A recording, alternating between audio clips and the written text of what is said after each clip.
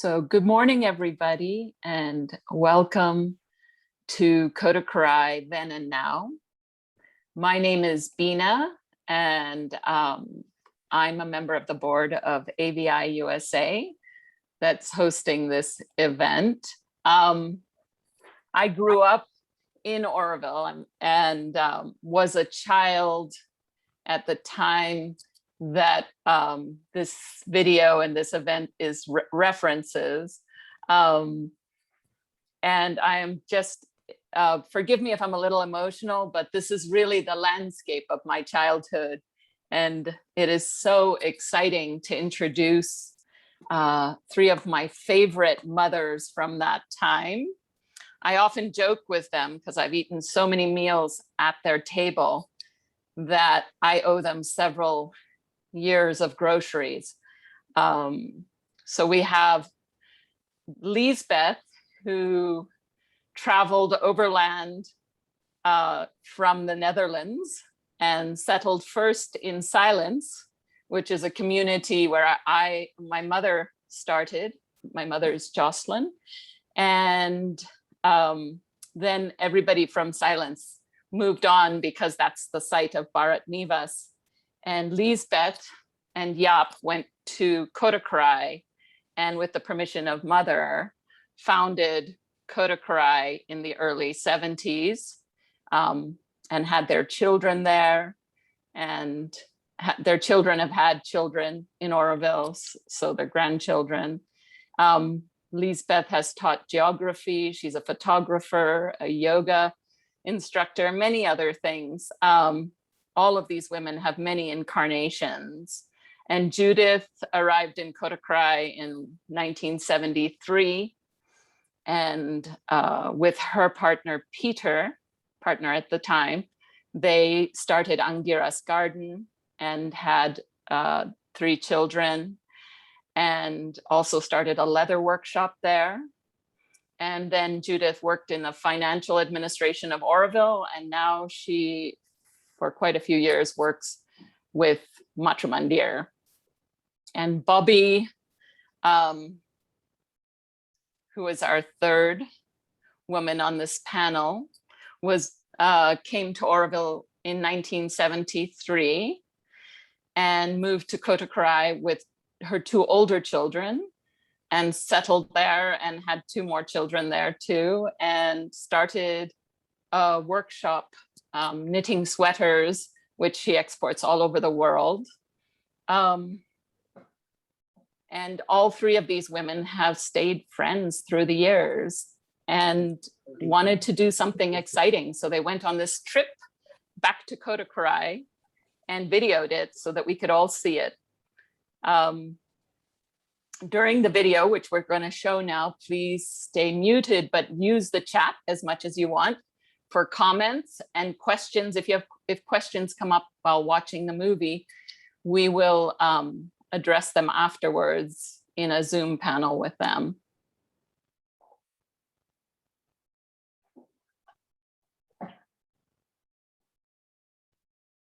And you can minimize the picture by pressing minus right near the picture if you want to take my photo off the screen.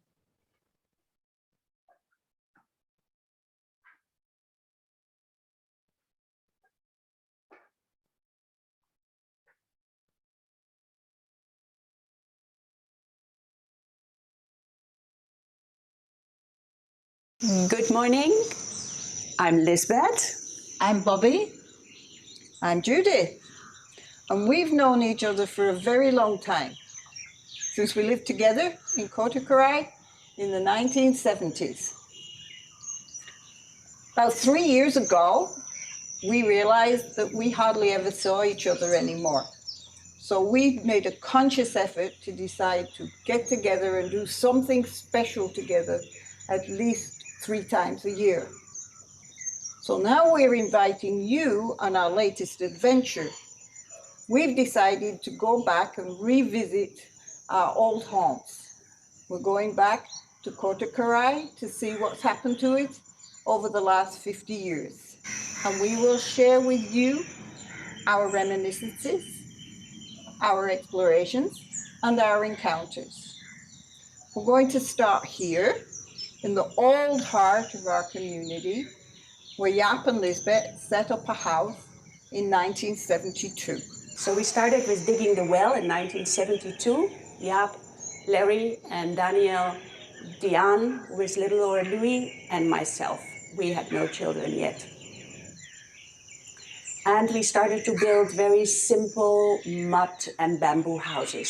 So here we were, and slowly around as well, we started a vegetable garden. Opposite our house, Jaap built a small mud shed with a peat roof or palm leaf roof. And we had the first 2 cows. Well was, of course, very important. Without water, no life.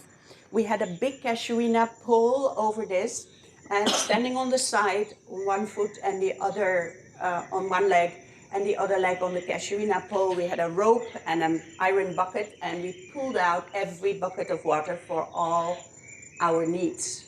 For our household, for our drinking, no water filters, for watering the trees. For watering the trees, we had a small katavandi. A katavandi is a small bullock cart with wooden wheels at the time, with a very personal bullock called Morris.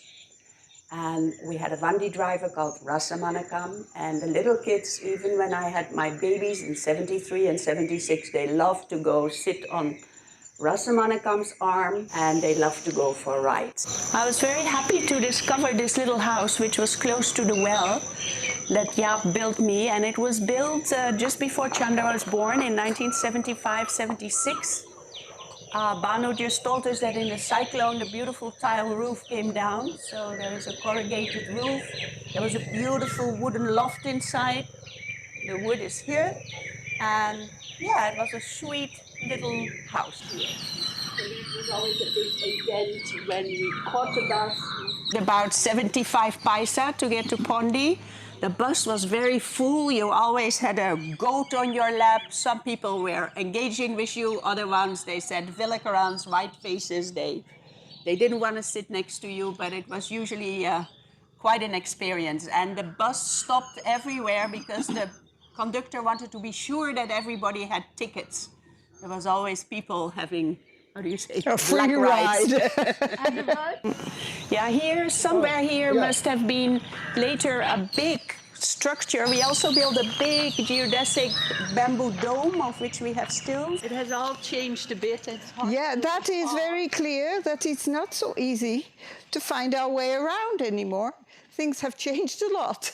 And then, because I loved cloth and stitching at that time, I looked at all the measurements, and Judith, Roy, Jaap, Daniel, Larry, Diane, and me, we all had the same size, and we had a model for shorts and a bunion, and I chose different colors because we did the common laundry, and then we all had these clothes, and that's what we wore.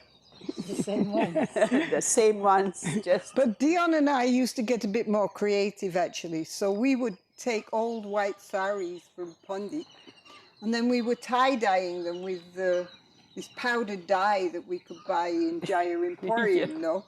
And then we would have these saris, and it was very amusing because when it came to Pongal and Diwali, we were supposed to give clothes to the local people that worked with us.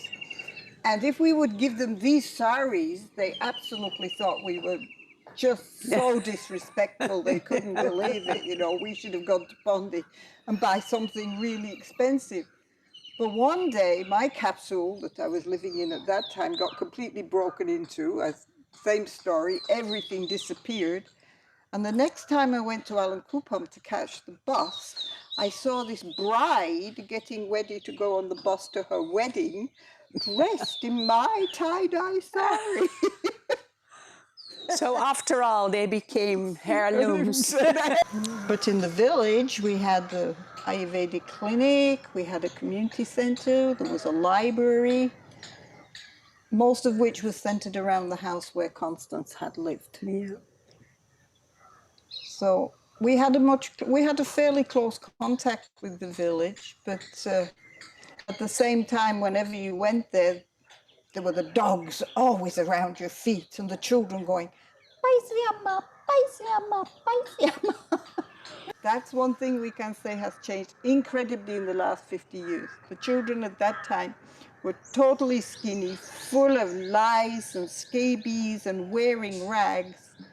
And now you just don't see that anymore. The children are all beautifully dressed, they're all clean, and they're all well fed. And it's just really good for your heart. We also had a bit of lice and stuff, and we were also not so well dressed. Now we're also in a better state. Yeah, working in this Ayurvedic clinic with Angela, what we saw, kids with pot bellies, absolutely underfed, and, you know, impetigo, eye infections, all kinds of things. And worse, there was still elephantitis around quite a lot. And polio. Boils, polio. And so, as I said, every 2 weeks, this old Ayurvedic doctor with the long gray hair and the beard came from the ashram, from the Ayurvedic section, and he then distributed his Ayurvedic medicines. Larry set up with Sundaram as a tiny tumby, as a small tumby, his first baking bread. The first bread that was baked in Oroville was baked in a barrel. Second experiment was another barrel where he made tofu, the first tofu experiment. So here was Daniel's leather workshop and our community kitchen. Once a day we ate here. We took turns to cook, right? And we had some guests, some people who helped us. So We made this a was happening whole here. big sort of mud fire with a big fire underneath and two big fires burning, and we had two big pots on, and we had virtually nothing to put in these pots except a few beetroots and the odd ladyfinger, which we then put lots of salt, pepper and water and brewed it all up. And then it would start, we would leave it in these big pots to cook away, and we'd go off and do something. And then our Tamil Orvillian ladies would sneak in behind and get out the chili powder and go psh, psh. So basically we ate this very, very thin fire water every day for lunch. Kotakurai is a fermented ragi and kombu, millets, and you cook that up in the morning, and we had it with bananas if there were any. And some jaggeries. And some jaggery. No, if it we was were a lucky. big fight because Daniel said jaggery is too expensive. And in the village, they ferment it overnight and they eat it with salt and onions. And that's what you have to do because we can't afford the jaggery. So then that's one of the first instances where we all started to get really criminal. And we would make sure that we sneaked into the kitchen before he was there, whipped out the jaggery and put it in the ragi porridge so we could eat it. And if there was nothing for lunch, we had the fermented ragi with onions and garlic and salt and pepper and chilies. We decided to bring you here to the Kali temple because this was a place that actually we found very, very creepy when we were living here. It was a dark place with actually, this whole thing is a beautiful new modern extension. There was only this sanctuary which was there. And of course, all these, I don't know if you can see all these tridents, they were always here too. Angela, who I think we talked about before, but anyway, we're soon going to see the place where she lived, which was not far from here, had very close contacts with people in the village because she worked in the village clinic in Constance old house. And she decided that this place really needed lightening up. It was a Kali temple, but it should show mother's aspect of Kali, Mahakali. So with some people that she knew from the village, she came here. To the best of my recollection, what they did was paint the inside of the sanctuary white and put a picture of the mother in her Kali aspect in the temple.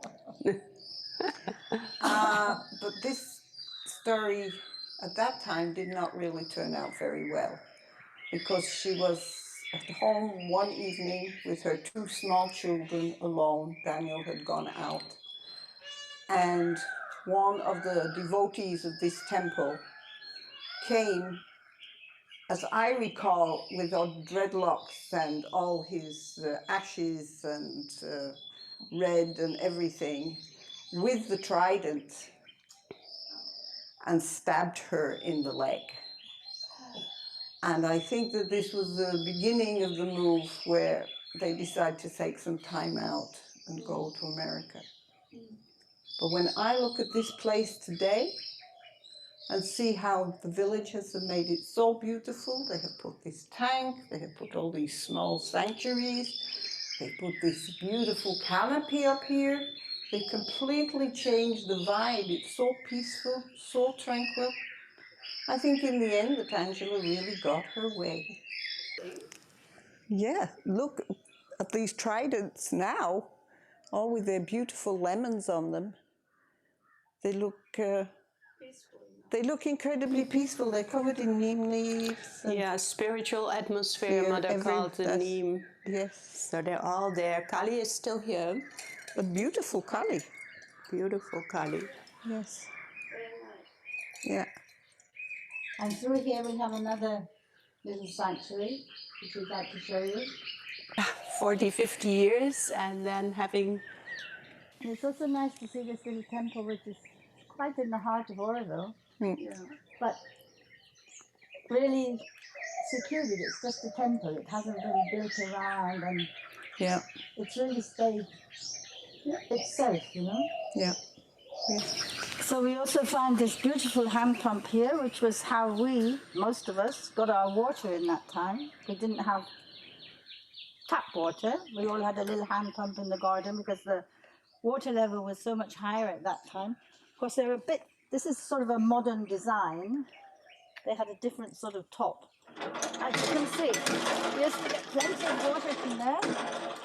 And that's what you did. You pumped it like that. And then you took your tea and you had your shower. Did your laundry, got your buckets to the house, and filled Watered everything. your plants.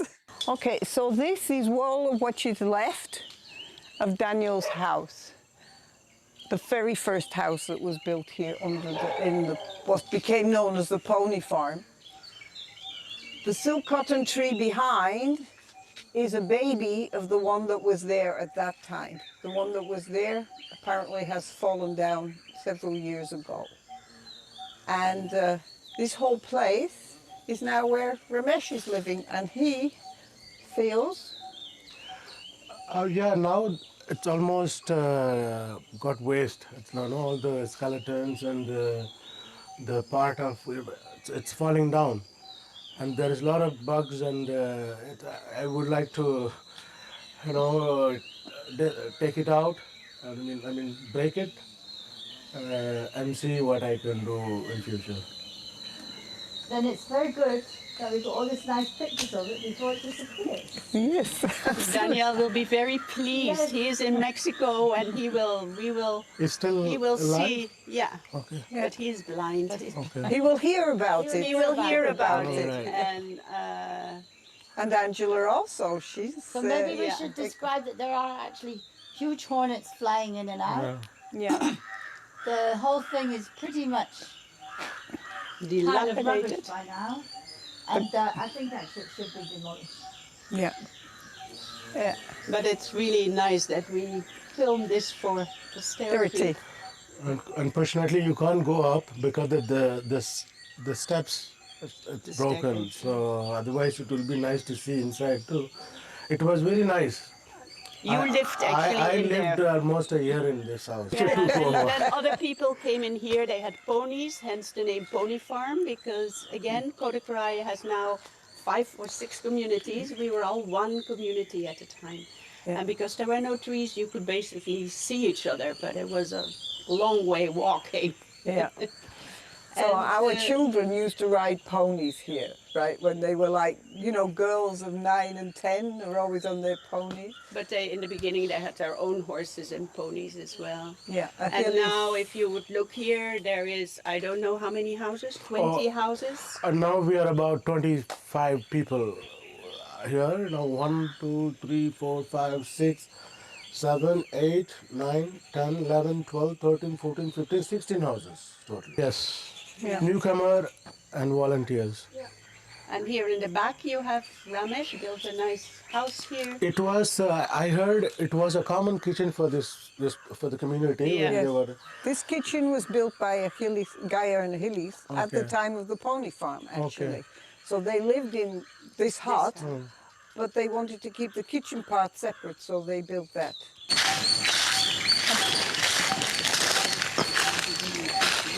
It's a bird. Good.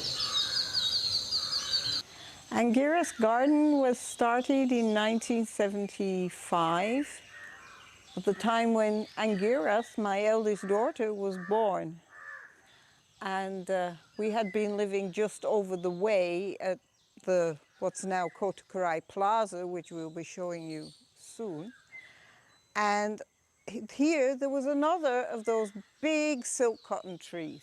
We always built under trees because it was the only shade and there were no other trees for miles.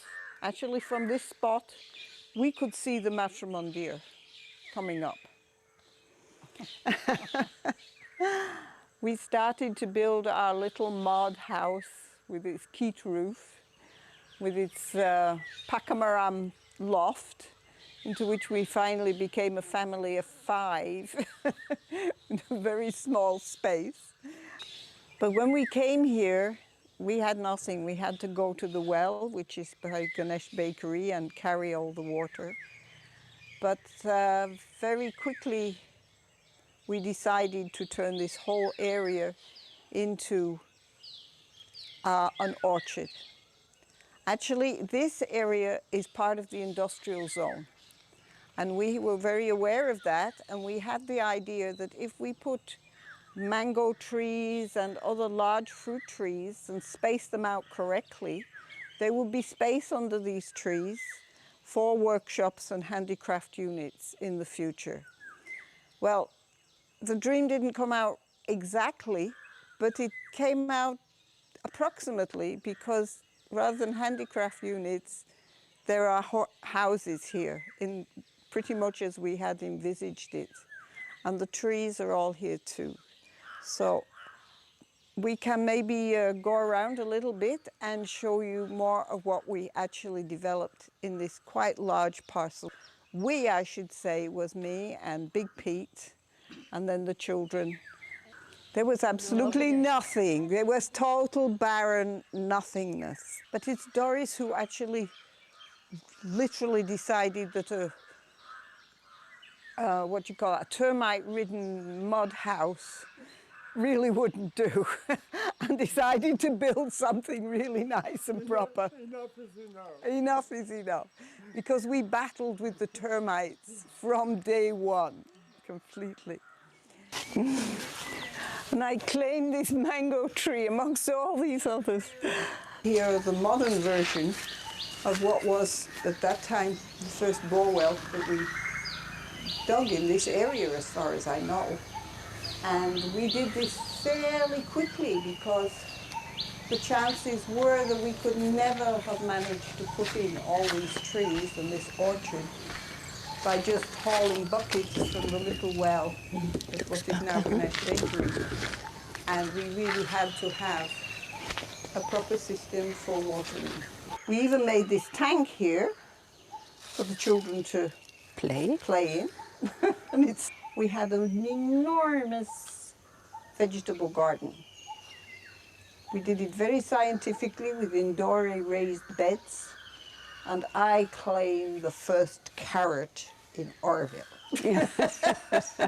Amongst many other things, Yes, as we have seen. Not enough water from this well. So about 6 years ago, we connected Angira's garden to the main Kotakurai water system, which comes from Silence. So they now have extra water coming in twice a week to keep all those trees alive. Bobby. And one thing we should certainly say is hats off to Pete. Yes. Yeah. He really put his heart and his soul into this place. Well, maybe we should go and look at Catherine's house. Yes. 1996, Yeah, yes. I've been here since '96. I did house sitting for 2 years in Lisa's house where Reina is now. Oh, yes. And then I came to this house. And when I first came, Yvonne was still the caretaker, so I Yeah. wasn't involved much in Yes. taking care of the place. I helped. Yes. But then bit by bit, I sort of got handed over the full responsibility, and now Sudhir and I pretty much do all the caretakering and Yeah. Of the whole place. yeah. So it's, yes, it's really lovely to be here. Thank you for having us. Thank you for having a little Yeah. CD and Okay.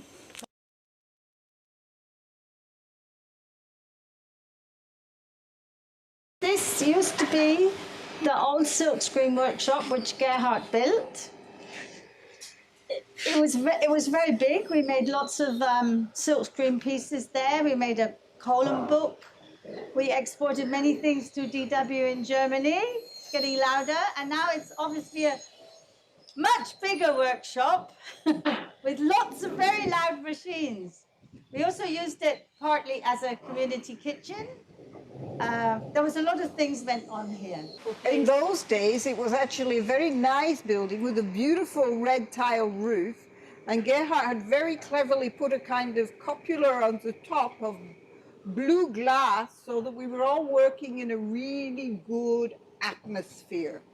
So this is the sound garden, which is all part of the evolution from those workshops that were started there in the late 70s, actually, by Gerhard, who started the silkscreen workshop, and Pete, who started a leather workshop, which is now over on the other side of the road.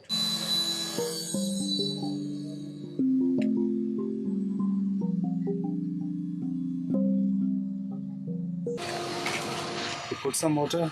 Yeah. Oh, wow.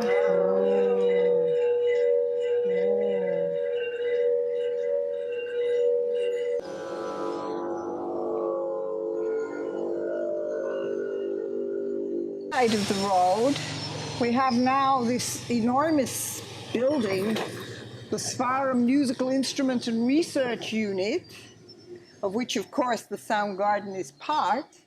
And all this, when we moved into Angira's garden, Big Pete came over here to this corner, and he built another mud and bamboo and peat structure, which he used as a leather workshop. Handicrafts were always a very strong thing here at Kottakarai, right from the very beginning. And the story of that workshop was really an evolution where afterwards, I think that Angad moved into it for a little while. Angad was a potter, and then it was passed to Ben, who was a carpenter, who passed it on down the line to Jan, who finally came into a cooperation with Aurelio, out of which all this has evolved and blossomed. It's just like totally amazing to see what has happened in this little corner of Oroville in the last 50 years. It's just beautiful. 2008, some crazy guy burned everything. Okay. And it was the old building here, no? The old building was still here until 2008. Yeah. Wow, that's amazing. Wow. Yes, it had a keyed roof. Yeah. We especially didn't build on the ring road. I don't know when it was, 2011, and our wife said, let's give Mother a Christmas present. So I said, let's do the ring road. And it was the first place in our building. Well done, Aurelio. Thank you. Thank you. So this is the famous pottery that was started by Roy and Constance, and then finished later by Angad, who was a student of Ray and Deborah of Golden Bridge Pottery. When he lived in the house where Swaram is now, he finished this pottery. I'm sure this was one of Gerhard's columns that we started in. Now it's been adapted, but these columns Gerhard did, and that's what we did in the silkscreen workshop. Can you take it down and so I can see it? Okay. Nice. And of course, you find them everywhere still. There's another one there. I'm sure those ones are from the Silk Spring Workshop. And this is the Lively Boutique. This is the Lively Boutique now. Yeah. What are they doing in the boutique? They do stitching and they sell bamboo cloth. This is the house where Lisbeth was living. But of course, it's been given over to Amador and Sundaram, who have created this beautiful mansion. There is nothing left of this house, but this was our little eating place, and it had a beautiful arbor, and we have started our house. It's completely gone. It was a mud house with wood and a thatch roof. Rebo was born in this house in '82, and when we left, we got a small inheritance, and we built a new house there where Angad lives now.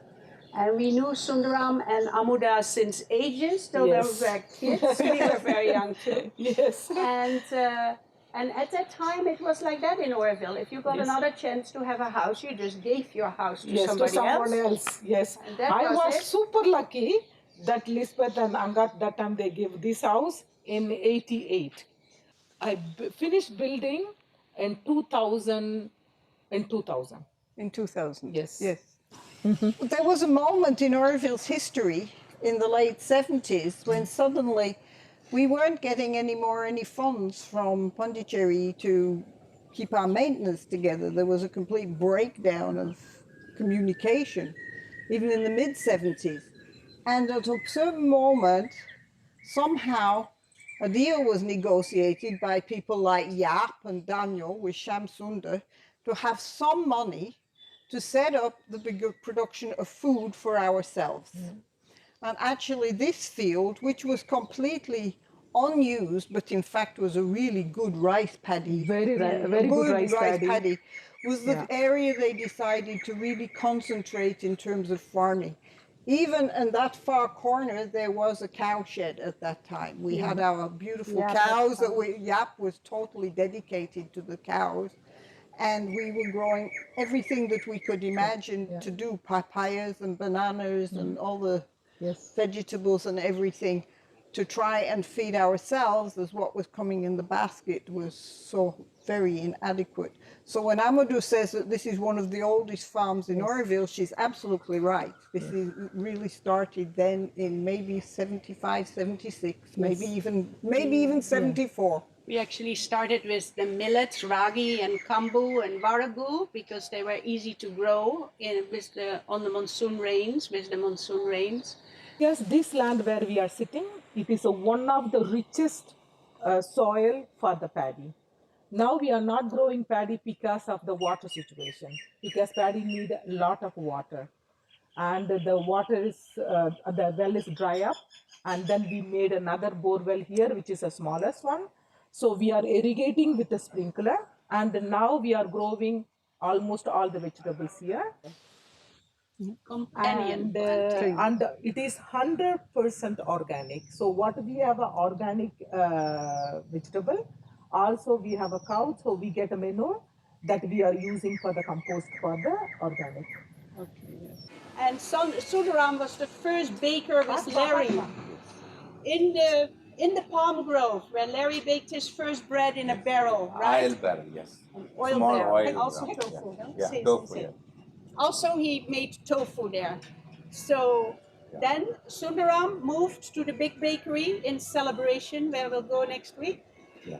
And then on to here. Tell. Actually, what happened actually that, like earlier days, we have like, Oroville start to develop, and we had like 3 beggars community.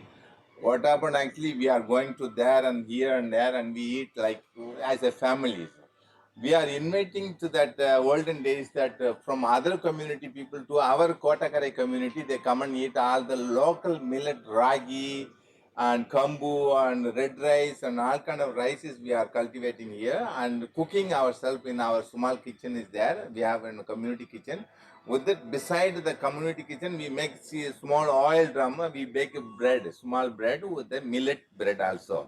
With Larry. Larry is the one he started with me, teaching me how to make this bread.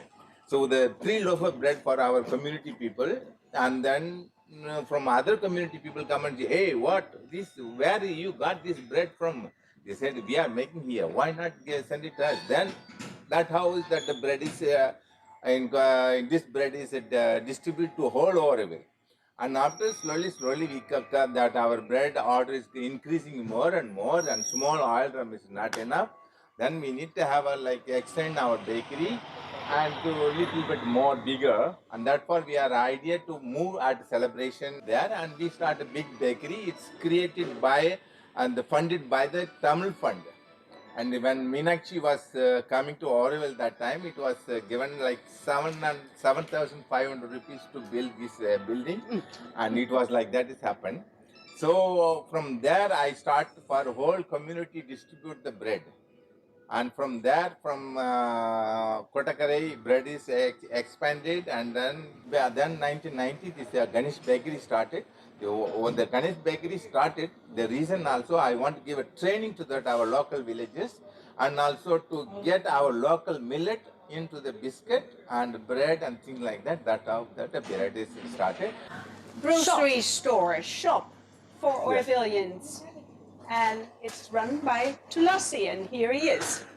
So since then, actually, Vinod was the one who started, and so I followed with him actually, and now me and Kumar are following and Gillian following. This morning we're in Silence Forest. As Bina pointed out to me, this is silence number 2, because silence number 1 was in Barak Nivas. At that time it was just casuarinas, there were none of these beautiful trees. But anyway, there was a vacant capsule in this forest. And I moved from Far Beach to this capsule with 2 children.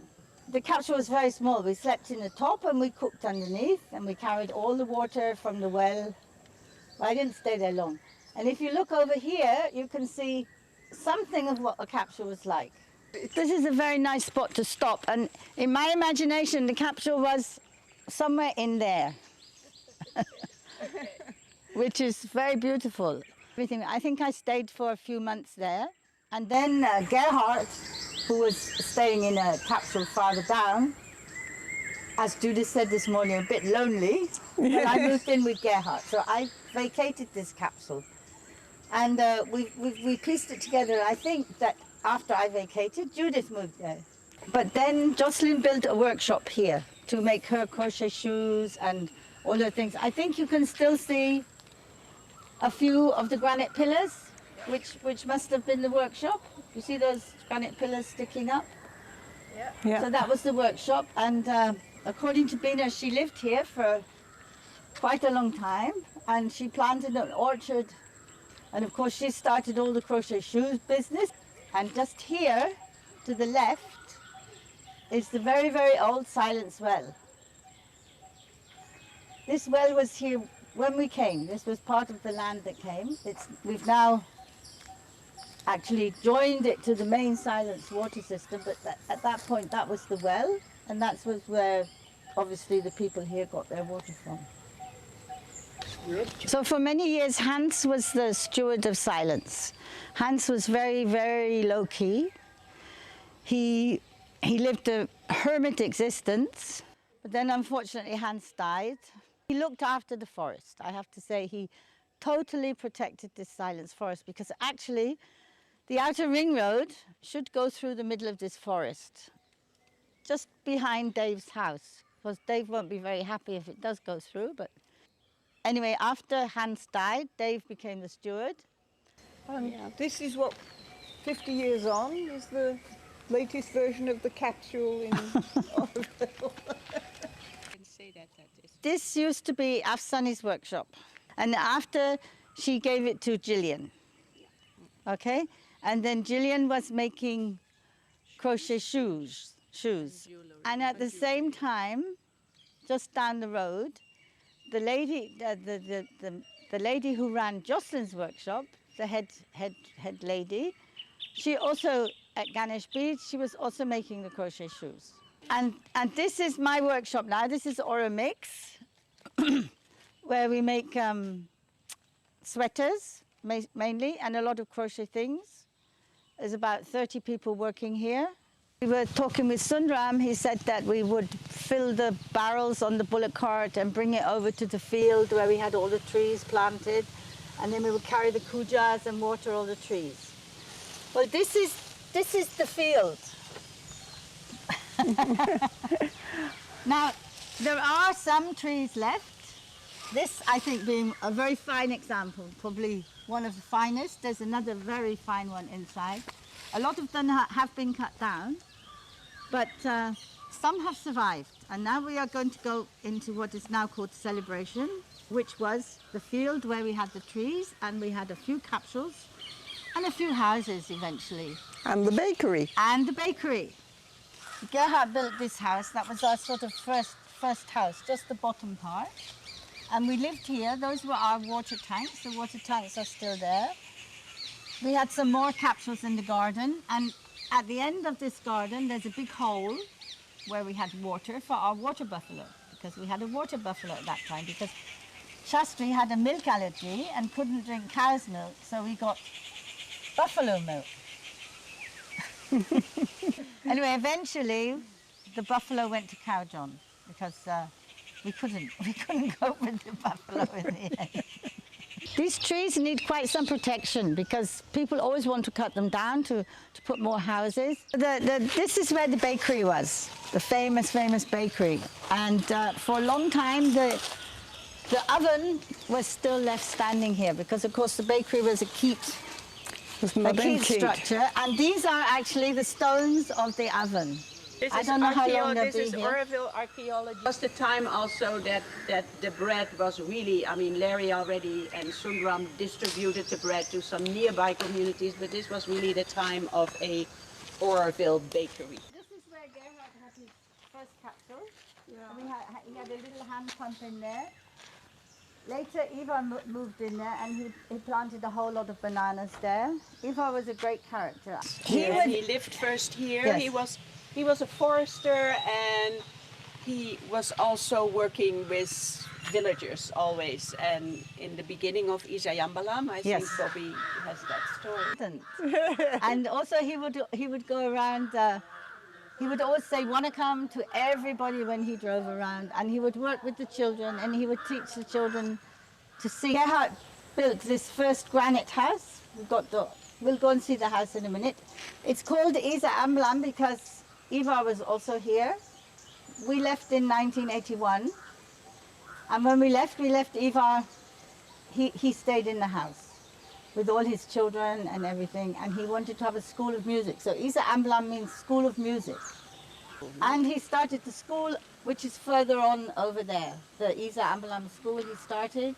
And it's still there. And it's still there. It's a very successful school with children. It's from creche to through 8th grade, and the children can go later for their further studies. So Gerhard started the house in about 75, I think, 76, and he wanted to make a granite house, because he'd always seen the houses in Kottakarai, and he thought it would be nice to have a house built of granite stones. So he bought all these stones, and he brought all these stone cutters who sat here for about 1 year, cutting all the stones, and then he built the inside of the house. Is all granite. So this is the house as it is now. It's now a guest house. Many parts have been built on extra. It's grown. Bobby has turned a large part of this place into guest accommodation, which is much needed in Oroville, and it's all beautifully run by her son, Surya. Yeah. This was our swimming pool at that time. Gerhard decided he had to build a swimming pool. This was the big swimming pool. This was the baby pool, and of course everybody from the neighborhood would come here to swim. Now it's a haven for turtles. This was our well. Okay? Yeah, when did you dig it? No, the well was here when we came up to that first line. Okay. So it was always full. It was full to the top at that time. It was. We used to swim in it also. Yeah, you must know that Kotakurai is the lowest area in Oroville. So we're almost at sea level. Now the water table has really sunk because of all the dry years, but we had all these wells full. And I lived in this house from 76 till 81. In 81, we went to Germany. I came back sometimes, quite often to visit, at least 3 months in the year when Eva was here. So I taught a lady how to knit in Madras. Eva brought her to the hotel that I was staying in Madras, and I taught her how to knit because Eva desperately wanted to set up something for the local ladies to do. So I taught her to knit. He brought her back here. She taught a few other ladies how to knit, and we started knitting. And then Heidi came in and improved Eva's knitting because Eva's knitting was quite haphazard. But all the time I was in Germany, I was really close with here, and I was taking the sweaters from here and selling them in Germany. Then in 89 I came back and I decided I wanted to come here again. So I moved in. My first workshop that I took over the knitting I did inside the house, so in that granite room. Then after a while I moved over here. I built the bottom floor of this as a workshop for the knitting and for the crochet. So that was the workshop at that time. Then I moved up there and built the big workshop there, and slowly built my flat on top and a little house on top, and slowly this became also part of the guest house, but it's also a newcomer house and residential also. Okay? That's where she lives. So we have come to the end of our adventures in Kottakarai. We hope you've enjoyed them as much as we have. Thank you for joining us.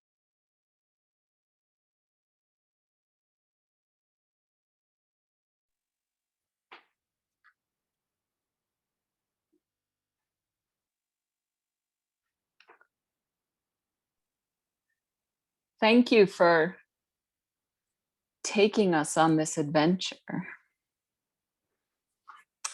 through your reminiscences.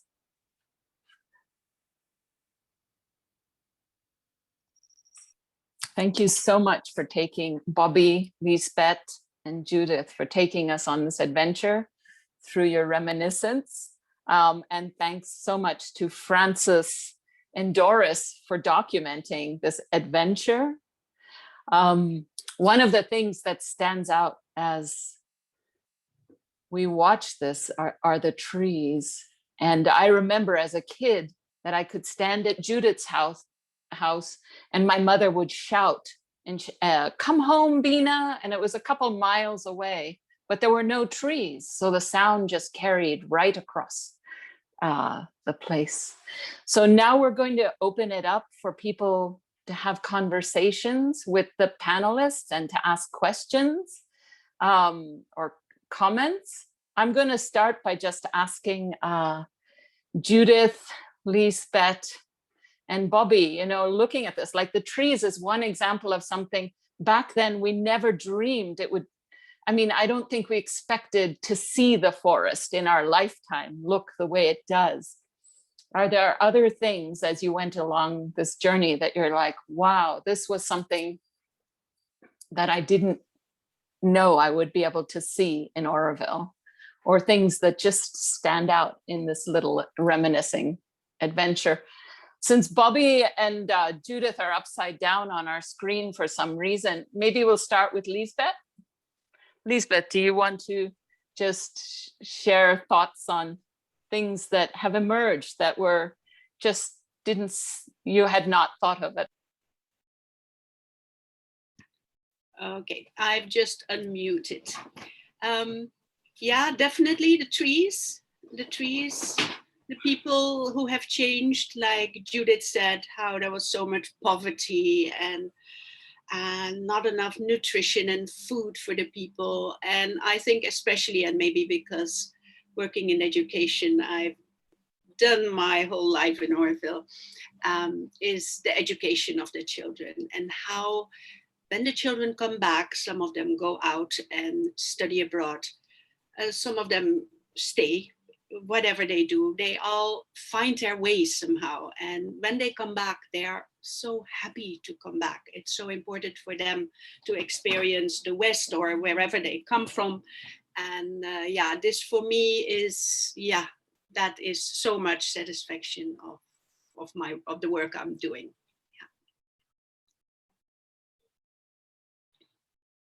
Yeah. Oh, now I don't hear her. How can that be? That's my. Well, now we'll go to Judith.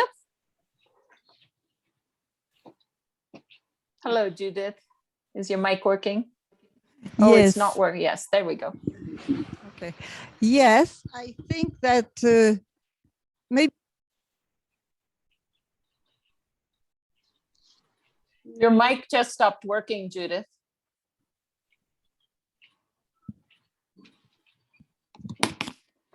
Can you hear me now? Yes. Okay. I think you could see from the video how absolutely delighted I was to see the utter beauty and how beautifully well Angura's garden was kept. This was really just so delightful on this adventure that stood out for me as something really wonderful. Of course, yeah, as I said in the video, we could stand down in our garden and see Matrimondeer coming up. Of course, now I'm working always at Matrimondeer, and Matrimondeer has come up. It is fully there. And I think at that time that was hard to imagine also, very hard to imagine. And I think also just the intense of the vast diversity of activities that go on in Oroville at such an amazing quality wherever you turn is also something was almost impossible to imagine at that time.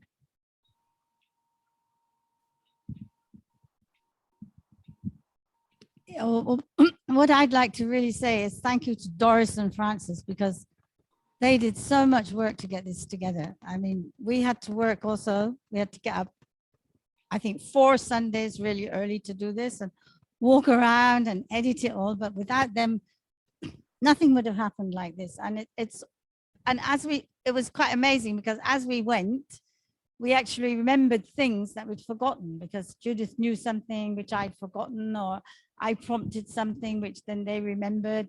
So it was quite an amazing journey altogether. And thank you, ladies.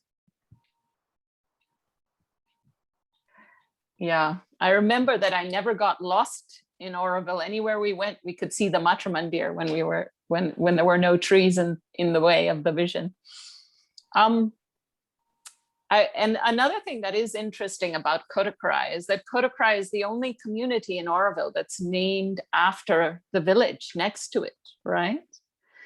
And has always had a very unique relationship with the village. How have you seen that grow and transform or change? What's remarkable that you've noticed?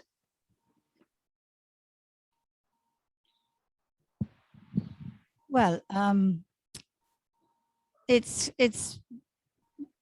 don't know exactly. I mean, many of the villagers, they all work in Oroville now, and of course they've all built their own big houses, and I think they're quite happy we're here.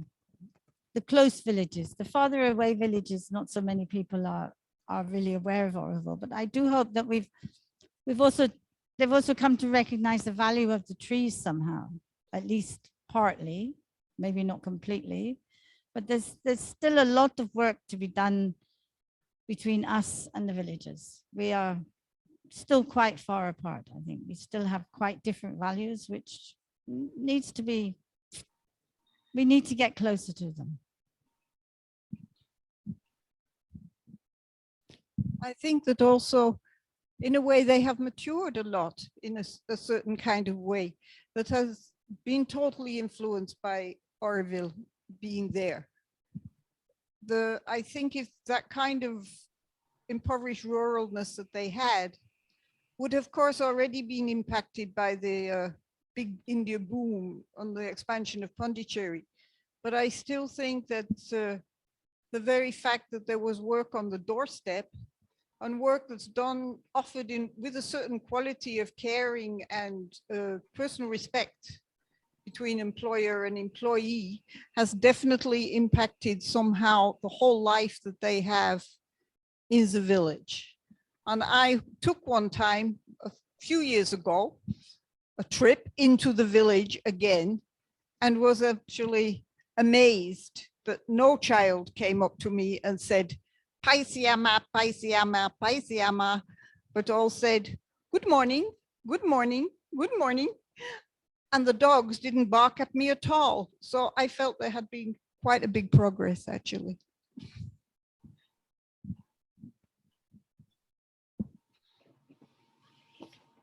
Yeah, I think, am I audible? Can you hear me? Yes, Yeah. we can hear you, Lisbeth. Yeah, I think for the mother, it was very important when we asked her whether we could move from silence, where we had to move because of the building of Baron Nivas. We knew some people from Kottakarai we worked with, and who consequently became the first, not the first, but became Tamil Aurovilians. And she said, yes, but it's very important to work with the villagers. So Constance and Jaap and Daniel and Larry, they built a playground of bamboo and some concrete in the village. And we had a little distribution of kadala and dal and some snacks, bananas, and we had a little sport ground under the mango trees. So that's what we did. The very first outing we made, I remember, with Iris, Daniel, Jaap and I, we went to Madurai, I think, to get silver for their jewelry workshop. And when we came back, the whole playground was gone to firewood. That was a bit of a disappointment. That probably wouldn't happen now anymore. But the mother has also said that the villagers are really the first Aurovilians, and we are but guests. So I think we shouldn't forget that. Should also not forget that since the 70s when we came, India has grown 100% instead of 500 million people, of how many billion people they have, many more. So half the population more. And this, of course, gives an enormous pressure. And then from the very first chocolate bar we could get when the kids were jumping at the gate after coming from the village bus, and they got this tiny, tiny bar of dairy milk chocolate, which was then with a knife cut in 8 and divided by them. You know, things have changed so much now, and my granddaughters are, you know, working on their iPads and are computer savvy more than I am, and it's like amazing. So, and then of course there is the materialism. When we came from the West, we escaped materialism, and we were very happy to live in our mud houses with the thatch roofs, you know, but for them it's the other way around. You know, they're very happy in concrete boxes and concrete houses, sometimes whole mansions, you know, and have a lot of stuff, no, cars, videos, or this or that. Not everybody, of course, but yeah, that is a change that is somehow not always easy to take. That also means that they have to borrow from these loan sharks lots of money, and then they cannot pay it back, which gives lots of problems. This is again not everywhere, but it happens, and you hear it because you have those kids in school. I work mainly in transition school, and that is only for Auroville children, and we have 60% of Tamil Aurovilians going to school there. So one hears these stories. So it's interesting how it all comes together. You know, there is there's never a boring moment, I always say. One of the things that I remember from my childhood was in Kotakurai is how permeable the village was, like in the sense that there was no real boundary. When I was a kid, we would go there and get treats from the little tea shop, or I played kabaddi, or go see a movie in Alankapam. And there was a certain freedom and exchange that was really, has definitely shaped who I am today. I do want to just mention that right now, because of what's has happened in the last year, there is a lot more hardship for everybody. All the units in Auroville are struggling to pay their people, and those are the people in the village mostly. And we have just launched a fundraiser to help units and to help units pay their employees in the village. Because I think that Oroville's success and prosperity is interwoven with the prosperity of the village. And I think we felt that all along since I was a kid, and even now it is so important. One of the things I also wanted to ask you guys is there anything not in the video that you think is important for people to know? This reminiscence took you back to that time, and you guys got to do this together, but is there something you'd like to add that's just not in the video?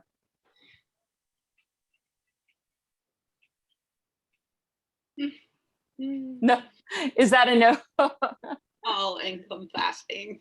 It's so much good stuff. Another thing I want. Yeah. Bina, can I just tell you, there's so many things that we could add. Well, so much. What stands out, Bobby? What stands out is something you've got an international audience here who wants to know about Kotakurai then and now, and about your journey, 50 years in Oroville. And yeah, 50 years. But it seems like nothing. It's like nothing. It's like you feel the same like you felt at that time in 1973. You feel the same.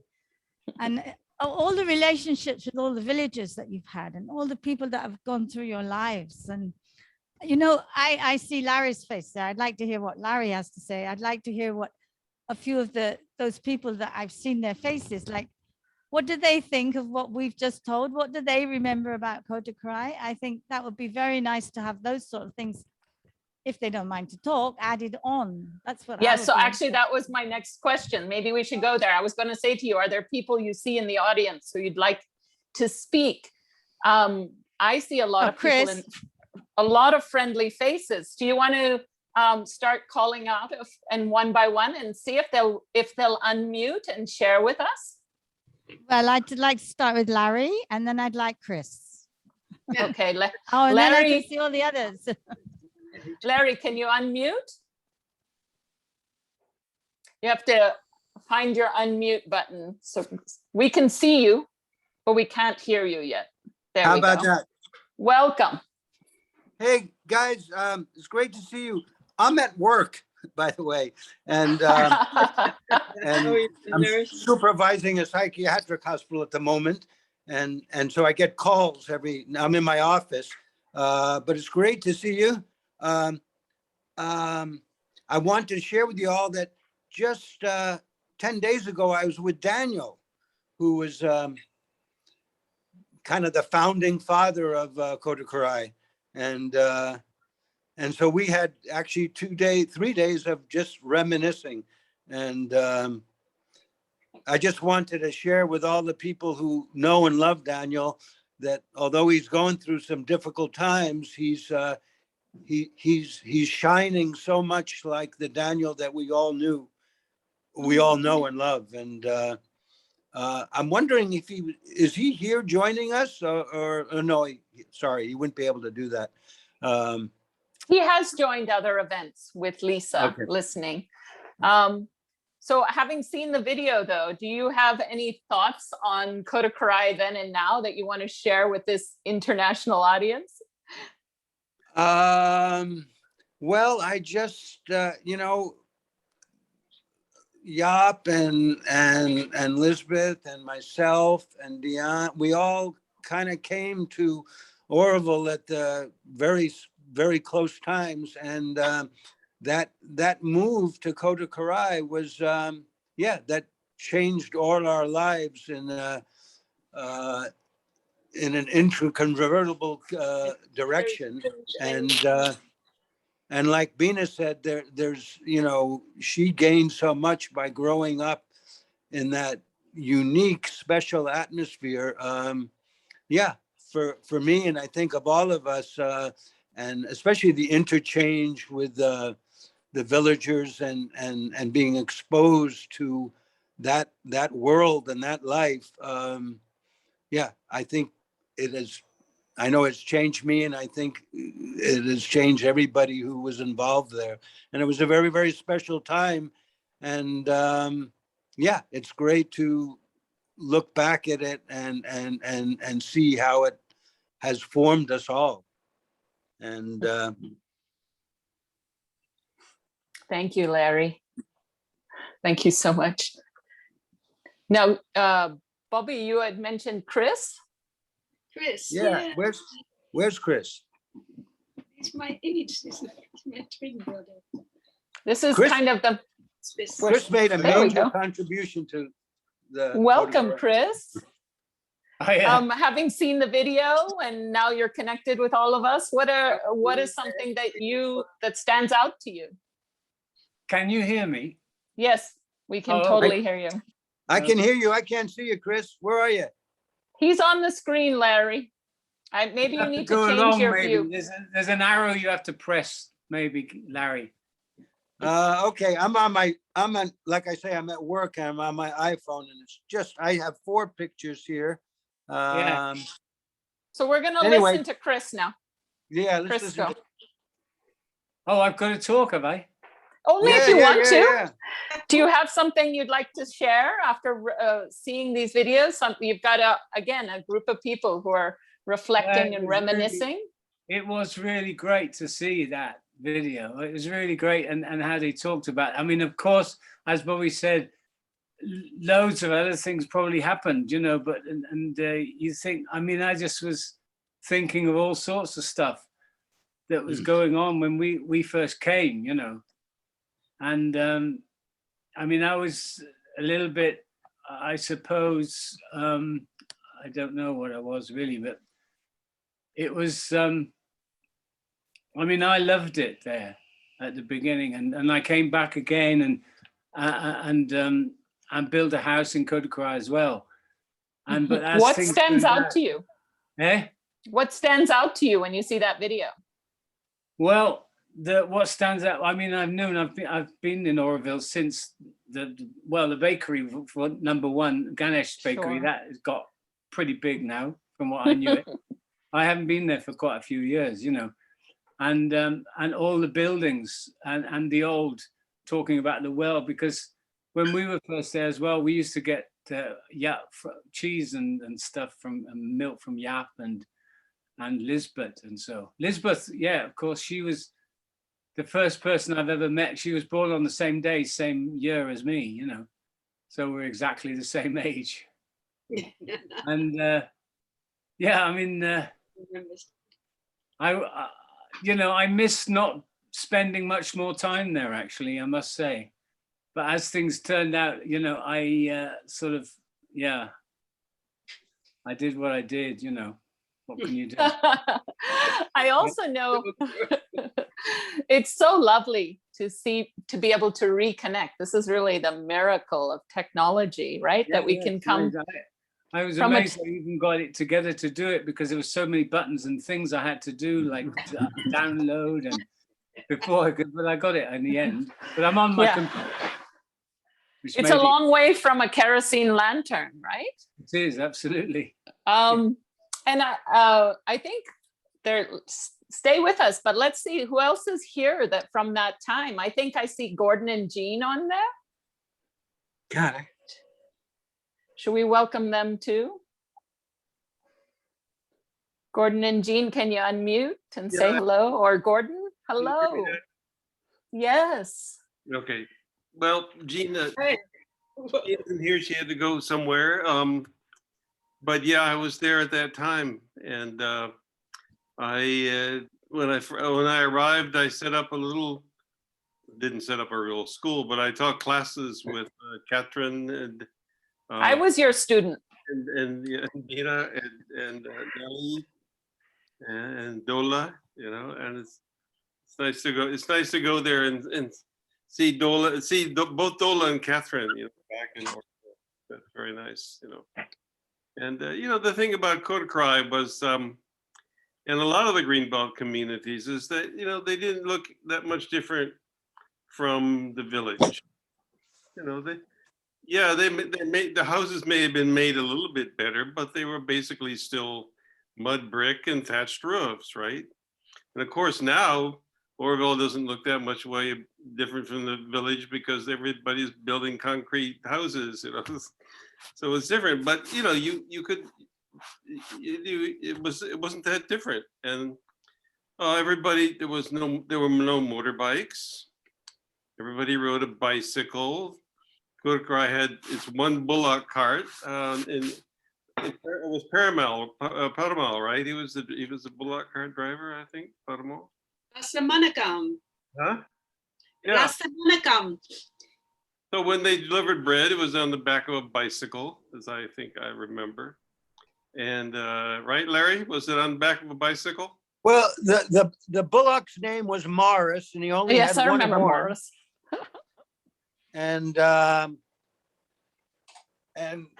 we used to deliver bread. No, we used to deliver bread with a horse cart, and the horse's name was Sourdough.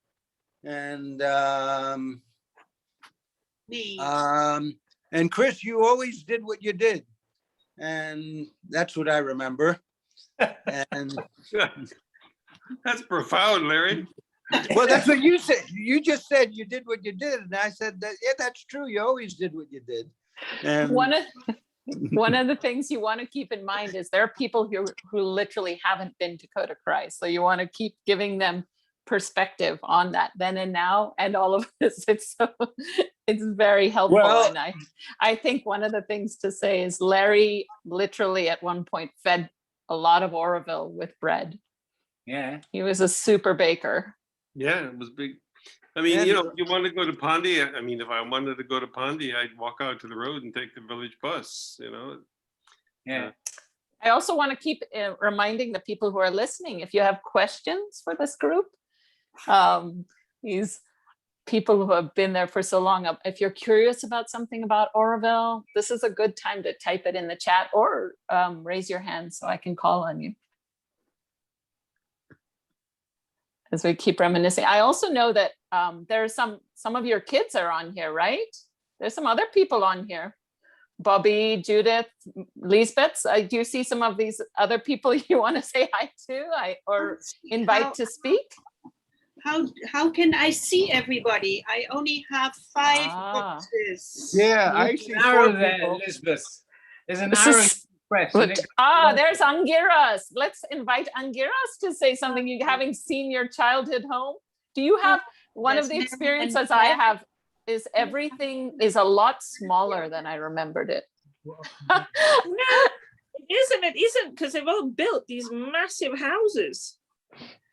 So the houses are all big now and big proper houses. So all those memories of the small key huts, but it was lovely to see all those kind of places which I haven't been to Kottakarai like that, like into the depths of where Lisbeth was and with Yap in all those years and even into Bobby's place. I've not been there.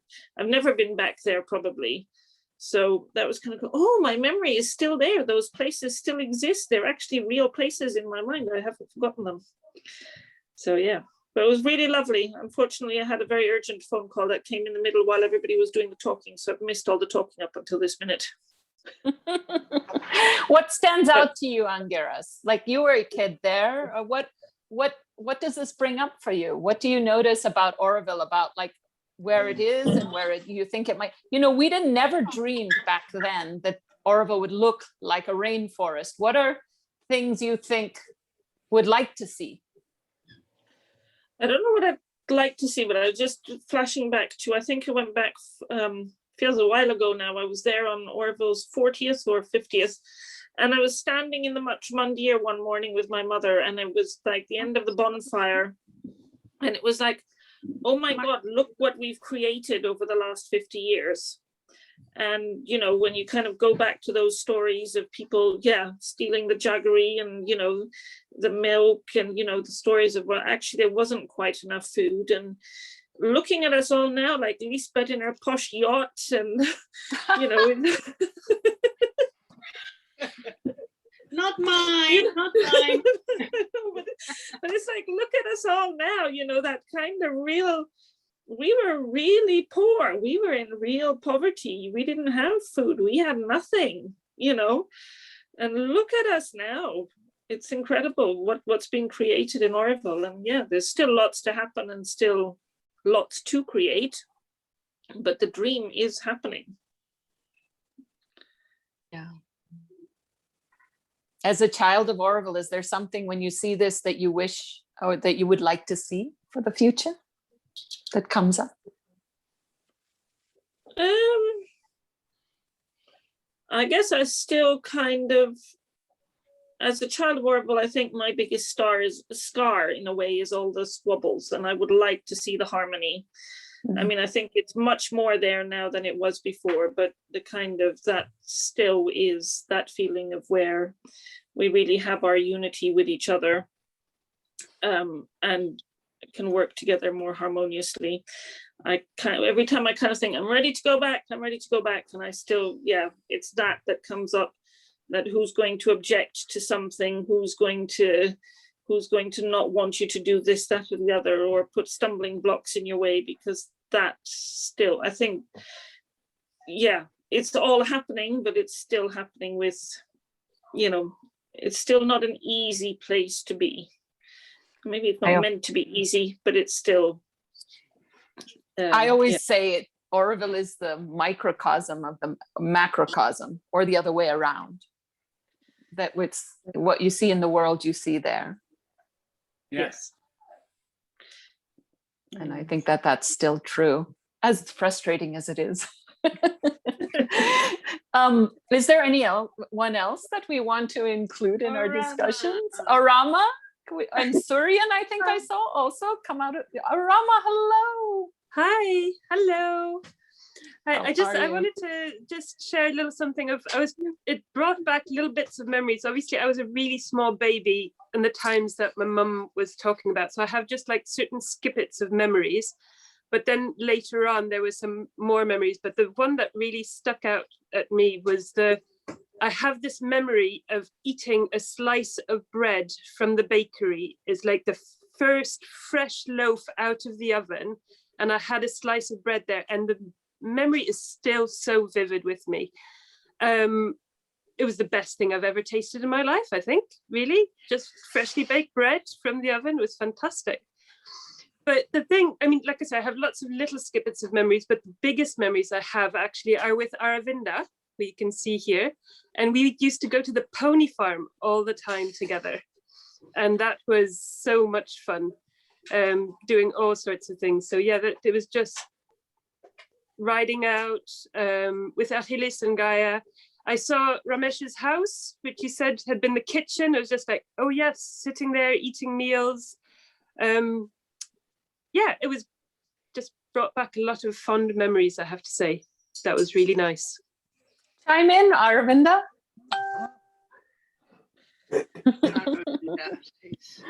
Hi. I'm not sure. I mean, it also, when we saw Guy and Achilles' old house, then I realized where we were in the video. And that was both nice to see and sad, of course, at the same time, since one had a lot of memories of some kind of a family life there, even though it wasn't our direct family.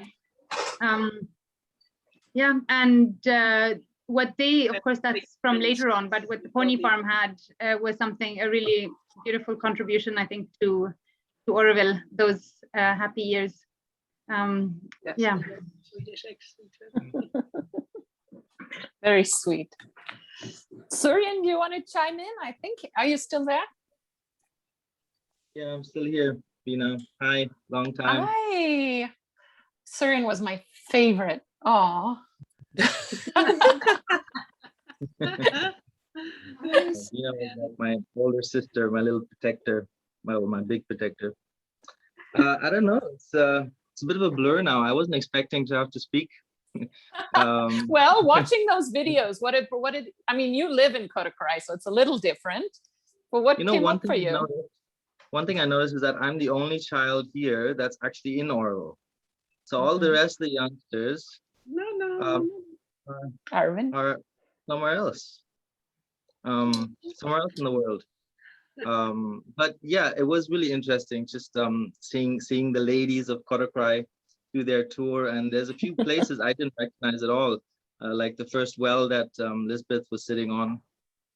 And I always knew that my dad, which is, I'm Bobby's son, had built part of that, part of Swaram, but I didn't know it was exactly that building.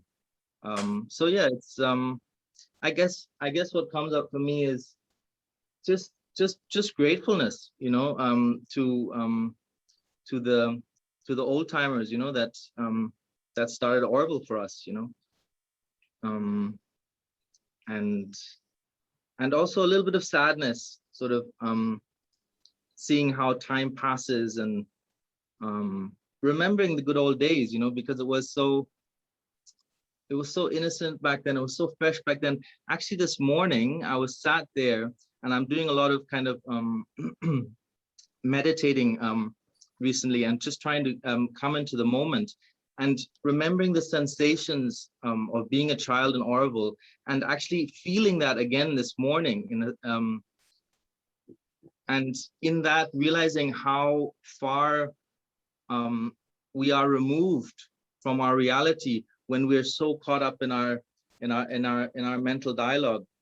And I guess that comes a bit back to what I think Orama was saying is, well, I'm amazed how much I'm saying is the fundamental, yeah, just this thing of consciousness, you know, is that is that consciousness has been, you know, maybe slower than what a lot of people expected to evolve in Orville, and we're still sort of, you know, dealing with these fundamental issues. Yeah, because so my musing recently is that we're often more focused on the development of Orville in its material form than our internal relation to each other and our internal relation to the yoga. Because without the yoga, we're not going to get to a point where we're going to transcend all that disharmony that we innately create as human beings. So yeah, I don't know. You know what?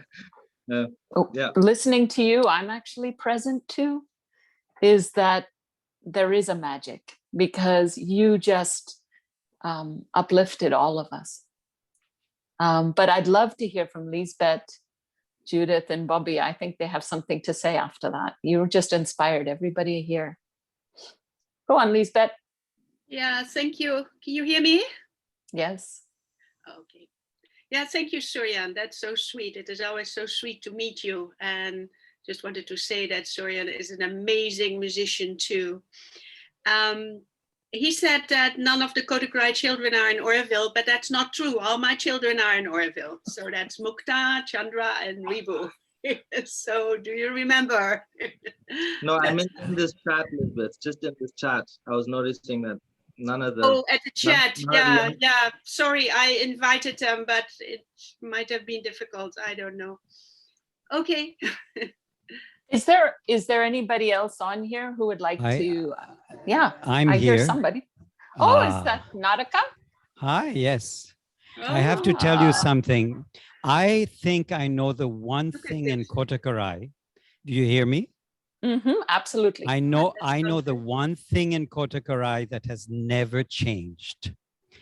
That puddle on the way to the Ganesh bakery on the road, it's the same one since I came in '74. And every time I go there, I go through that puddle and I say, that is one thing that will never change. Lovely to see you all. It's beautiful. It's really, really nice. I love the video, and I was reminded of so many wonderful things. I mean, I just can't some small things. Each one has his own memories. For example, at the silk cotton tree where Daniel and Angela lived, there were two vultures. They were extremely rare in Oroville. They were called the Pharaoh chickens, I believe. That's the one of the names. They were these large vultures living there in that tree, and there were only two in Oroville, or maybe two couples. And I still remember in all innocence going to Kottakarai and one time seeing this incredible person in the field with a pair of binoculars from a distance. And it was Daniel. And I still remember thinking, wow, one day I want to have binoculars like him and watch the trees. Look at this old man, he's so wise. And it's funny because we don't realize, but actually at that time, I remember it was like that with George from, George Success, George. And I remember these people. I mean, I was really young, but I thought these guys were like 70 years old or something. And so, anyhow, it's lovely to see all of you. And I do remember Morris, and I remember also Sundaram going around with the bicycle with the bread. And Larry, thank you once again for all these incredible tofu pies that he used to sort of like carry on his bicycle. And I'm sorry that we shouted at you when you dropped them on the road on the way. But it's true that Larry really did feed us all. Anyway, nice to see you all, and it's great. It's a beautiful video, by the way, and I think it's a great start for something new.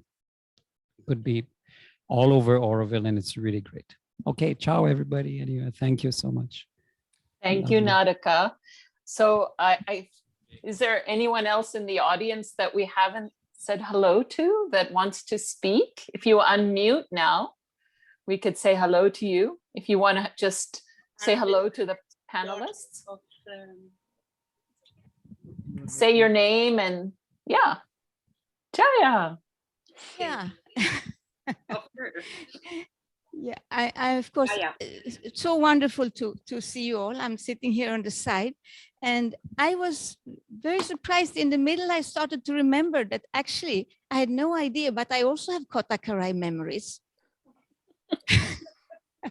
Because actually, when I got together with Nico in the very beginning, Lisbeth and Angad was going away, and they gave the house to Nico to house it. So I think the one bit of honeymoon we had was a Sunday morning in that house when Maya and Aravinda must have been 2.5 or 3 years old, they walked over to Judith's and spent the whole morning there.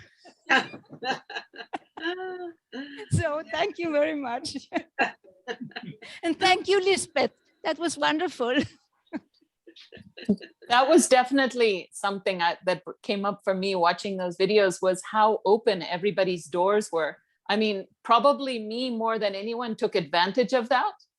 I've eaten in everybody's house. I've probably slept in most of your houses, but it was a time when Oroville was only a few hundred people. So it was possible at a different level, a different way, because it was a very small community. Yes, speak.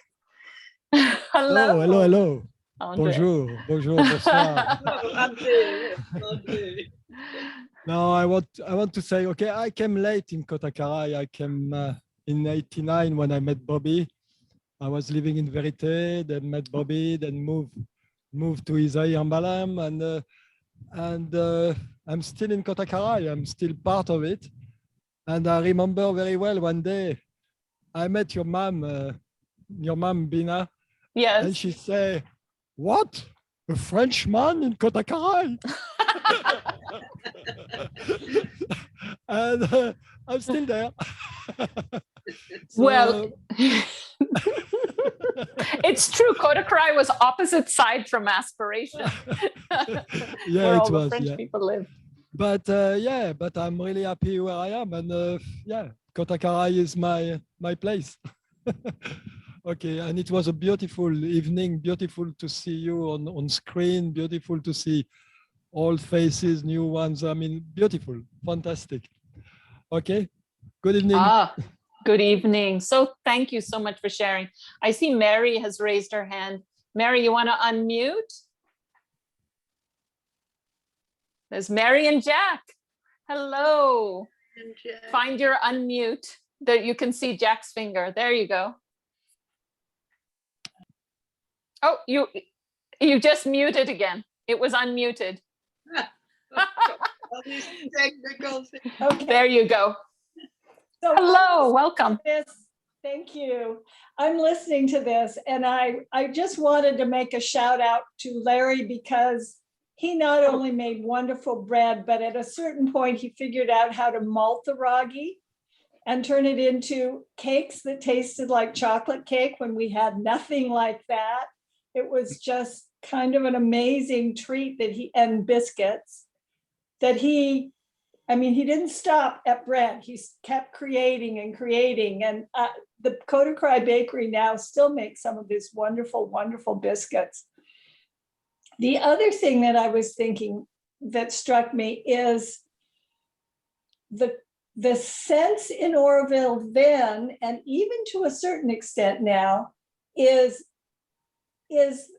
that everyone took care of everyone else's children. The children felt safe with everybody. And you didn't really worry too much about your kids because if you weren't there, someone else was going to take care of them. And that just was so precious. And I have found it still exists among the children that you know. I mean, it's so big now that you don't know everybody, but that I've found when I've been there that my grandchildren's friends will turn to me as a trusted helper, the way I don't see out here outside the world, that they know the people in Oroville are going to take care of them.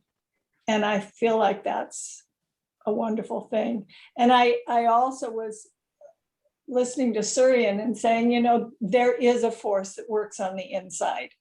And obviously we saw it with him, and I see it with my family. And yeah, physically it's growing, but also spiritually it's growing as well. So Jack. Yeah. Can we hear you? Jack, say a word. So yeah, Mary and I were trying to remember the routes we would travel. We were from Machamandir workers camp.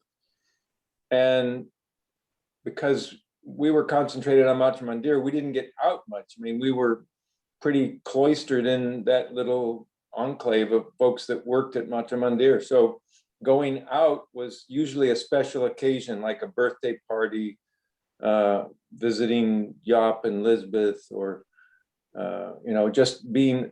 And so the way we got there wasn't so clear in my head, and I was trying to travel paths in my mind, going back to those areas where we saw in the video of, very basic, no trees, peat kind of houses, and trying to remember those porches where we would sit.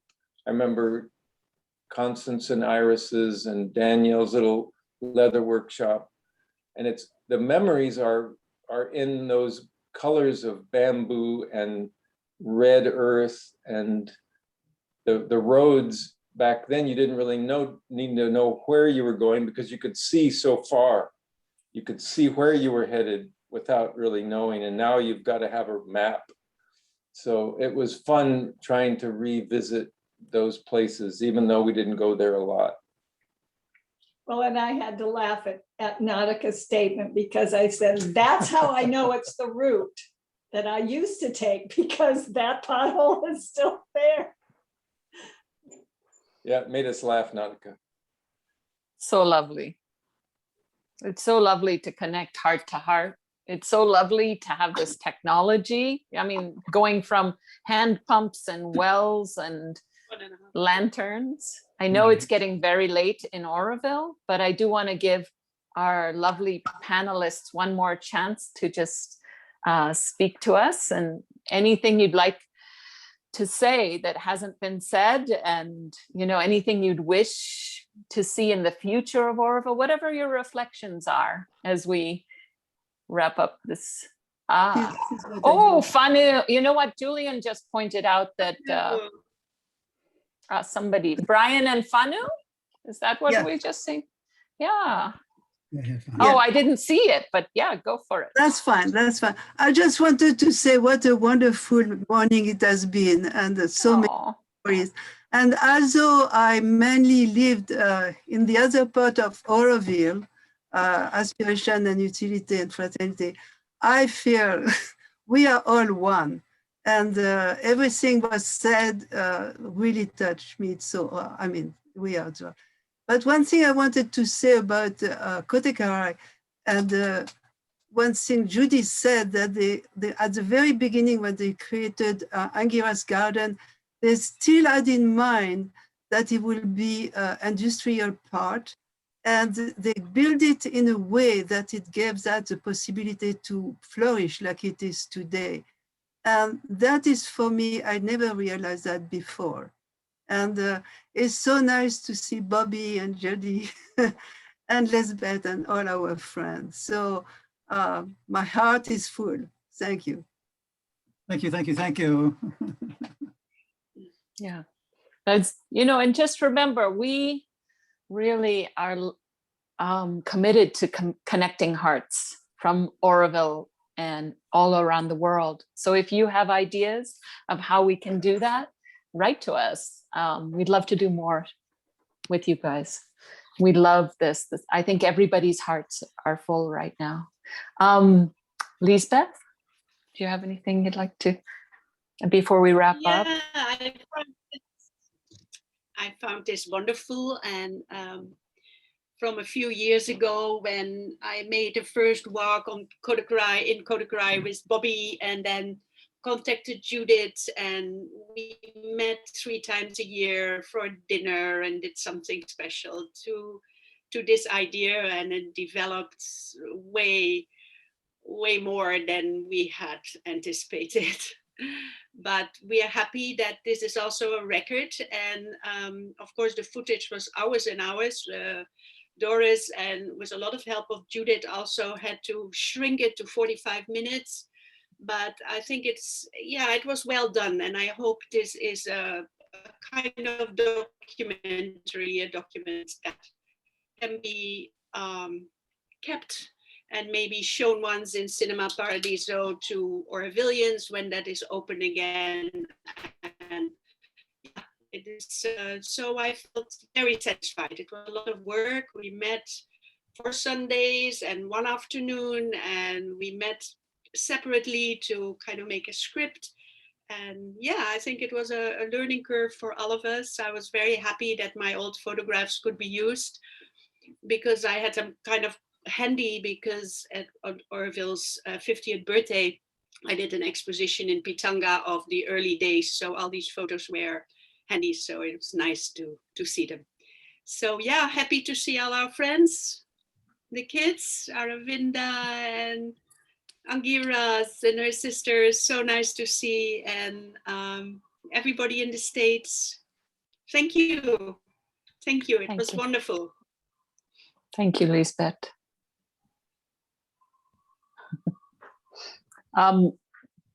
Bobby or Judith, who's got the mic now? Can you hear me? Yes. Yes, okay. So first of all, Bina, I want to say that it was just an absolute joy always having you bumbling in the door. And it's one of the things I most loved about my life there at that time in Kotakurai, was that all the kids were all our kids, and we were moms to everybody. And I'm very proud of having all my daughters, all 3 of you there. I don't see my son, but I'm very proud of him too. And I want to thank you very much, Bina, because without your inspiration, none of this would have happened. And I really, really appreciate it. It started out as a very small, simple idea as a Zoom. But as soon as I took it to my 2 friends, you can't put 3 Oroville women together without something suddenly getting more and more and more and more creative in every way. And then we called in Doris, and it got even more and more and more creative. But in the end, I think we managed to do something that we really enjoyed to do together. And that's really great to meet all of you. That's just absolutely the icing on the cake. And there are a few people that really we need also to say thank you to, definitely to Doris and Francis, because they really put up with us sometimes to the very end of their patience, but they did it all the way to the end. I want to thank the people of Unity Pavilion for helping us with the technical side of this now. There's Shitish here, there's Nadakar, there's Jaya. Shitish, come here, please. Without Shitish, we just wouldn't have made this at all tonight because we're really not very tech savvy at all, right? Yeah. Here is our Thank tech you, guy. Kshitij. Thank you so much. Thank you. And yeah, it's been a really wonderful experience. So thank you all. Thank you all very much. Everybody needed to be there for it to happen. Thank you. Yeah, and I'd like to say thank you to all of you for coming, actually. And I'd like to say, I hope to see you all in Kotakurai soon. There's a lot to be done there still. Thank you so much, ladies, for taking us on this adventure. It really touched my heart, and I think the people in this room, in this Zoom.